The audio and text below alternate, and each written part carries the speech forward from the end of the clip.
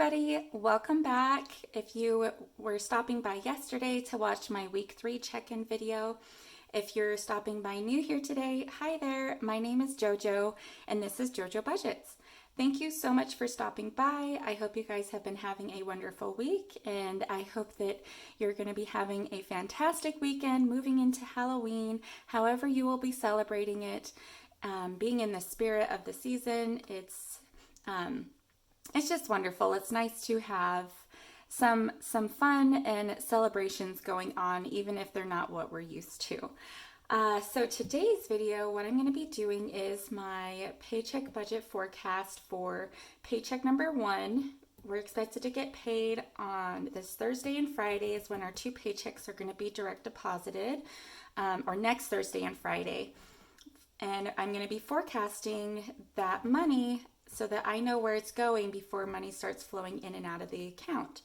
And my husband and I, we do both work. We get paid on the same week, and we get paid every other week. So this is paycheck 1, paycheck 2. And we are zero-based budgeters. We roll over all of the money from paycheck 1 into paycheck 2, zero out paycheck 2, and then use all of that money to pay off debt. I already have my calendar here, and I have my, let me make sure you guys can see okay. I have all of my fixed expenses already written down here. That is what I track on my calendar. And then I do the Budget Mom system to highlight. And I just coordinate my highlighter color to my pen color. And let's get started. We're gonna first draw a cloud around our paycheck or our income, and then we do also have our income 3, a third paycheck. So, and then we'll just highlight all of paycheck 1 will cover all of the fixed expenses from the 6th until the 19th. So the day before that second paycheck is coming in. So what I will do is just go ahead and highlight everything. And this just gives me a nice visual of what the month is looking like, where money is going to be falling. Now this Apple, I had put a freeze on that subscription coming out.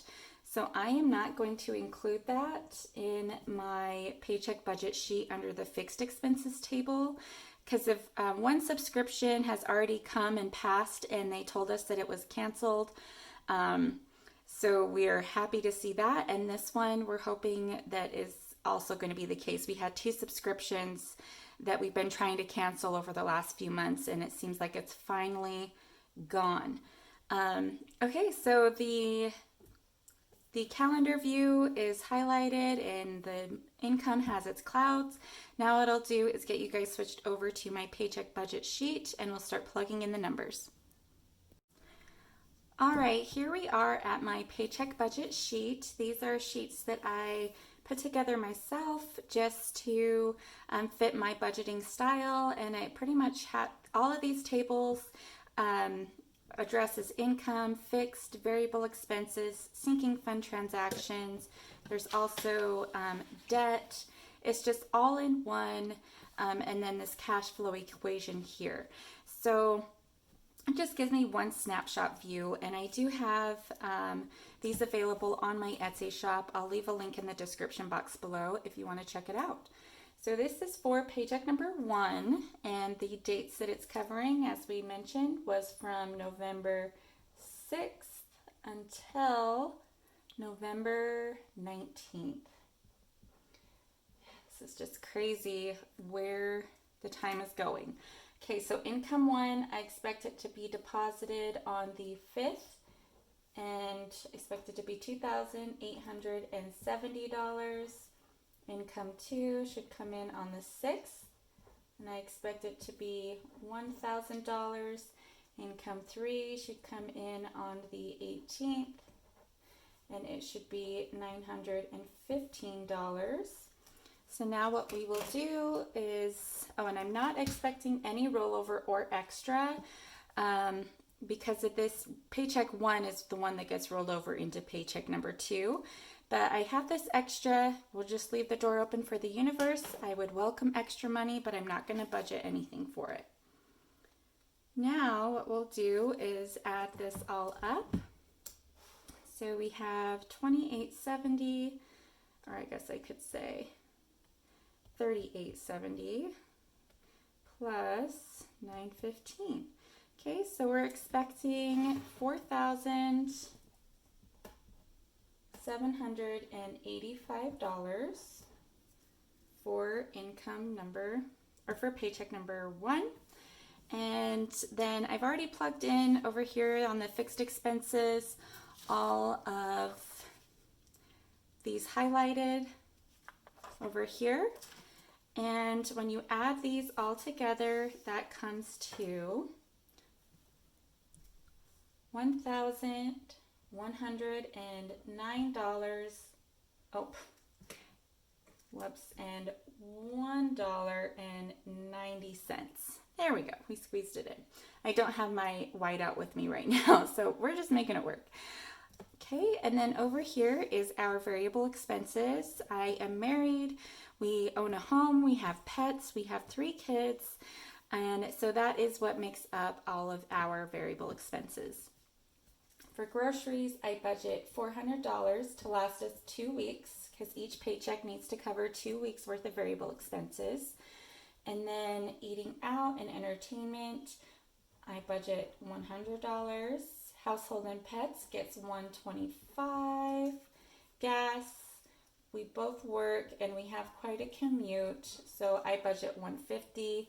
My husband and I are each allocated $40 of spending money, and then our kids, we budget $20 for each kid, and this is just to cover for if they want a treat from the store, if they're going out with friends, anything like that. I want to set aside that money because I want to have it in my budget. Even if I'm not using it, I at least want to be budgeted for it. Okay, so when you add all these together, that comes to $915. Then down here is the sinking funds table. I have a lot of different sinking funds. This table right here is just how I track transactions from the sinking fund categories during my weekly check-ins. So since this is paycheck 1, I'm going to be doing a week 1 and a week 2 check-in. I just did my October sinking fund closeout video last week. So I'll leave a link to that video and an information card down in the description box if you want to see how I use the tables on this paycheck budget sheet to tally up my transactions and close out my sinking funds and the different sinking funds that I have. Okay, so last down here at the bottom is my debt table. These are the debts that we're currently working on. I'm still waiting for paycheck number 2 to be closed out to really update many of these. Actually, you know what? I could update some of them. So let me do that and then I'll come right back. All right, I've gone ahead and just plugged in some numbers here of what we do have for the beginning balance. But our car, it is very close to being paid off. It'll be paid off in December. But all of the minimum payments, most of them are 0% interest. The big one I'm working on right now is student loan number 2, and we're using our HELOC to pay that off with a velocity banking strategy. I'll show you guys here on paycheck 2 what I started, or what we ended October with as far as debt. What our total was about $58,000. We started with $102,000 in February, so we've been making some good progress, and I'm changed to the velocity banking strategy in August to save money on interest on this student loan 2. It's a private loan. I refinanced it, so it's not a part of the CARES Act. I refinanced it 2 years ago it was like $68,000 that I'd refinanced. And I've already paid off $11,000 from a previous student loan that was a federal loan and took advantage of the CARES Act 0% interest. And so that baby was gone super fast. So excited about that. But this is where we're at. The home equity line of credit, it is scheduled to have a minimum payment come out. during this paycheck, but it's actually showing 0 as the minimum payment because we're housing accounts within our HELOC. I have a whole Velocity Banking series if you want to watch more about that. But the HELOC balance, even though I still owe about $15,000, it's actually the principal balance is 0 because of the accounts that are housed within there. So the bank isn't charging me anything because they don't see the actual principal balance. But I did just say $15 for now because I'm not sure how my transfers are going to happen. I'm going to try to hold it at 0 until I get it paid off. And so we'll see when bills fall and what transfers I need to make. But I just put $15 as just something to budget in case we need to make that minimum payment. Okay, I hope that makes sense, but that is this last table down here. You'll see me update the beginning balances when I know what the ending balances are from paycheck number 2 from October. So that's kind of how I keep track of that, a rolling number of my debts to keep me focused and mindful of them. But that is it, you guys. That is, oh, no, it is not. Let me figure out what we're rolling over. Oh my goodness. Okay, so what I will do using this expected equation over here, we have our income, $47.85 minus these expenses over here, $1101.90 minus our $915 variable expenses. Okay, so I'm expecting to roll over into paycheck number 2, $2,768.10. Okay, so in a couple weeks, when you guys see me do my paycheck 2 budget forecast for November, I'll circle this rollover amount and then I'll pull up this expected and plug it in right here and use that to calculate my expected income for that paycheck. Now that is it. Thank you all so much for stopping by. I hope you enjoyed this video. If you did, please give it a thumbs up. And if you are enjoying the contents of my channel, please consider subscribing. I'd love to have you along with us on this debt-free journey and financial freedom journey. And that is going to be it for my videos this week, you guys. I will see you next Thursday for my week 4 check-in. It's when I'm going to close out paycheck number 2 for October. We're going to be paying off some debt. So I love those videos. Those are my favorite to do. They're my favorite to watch. So stay tuned for that. And if you are subscribed and haven't hit the notification bell, consider doing that as well so that you can be notified when I upload videos, especially the one next Thursday. I'm super excited for it.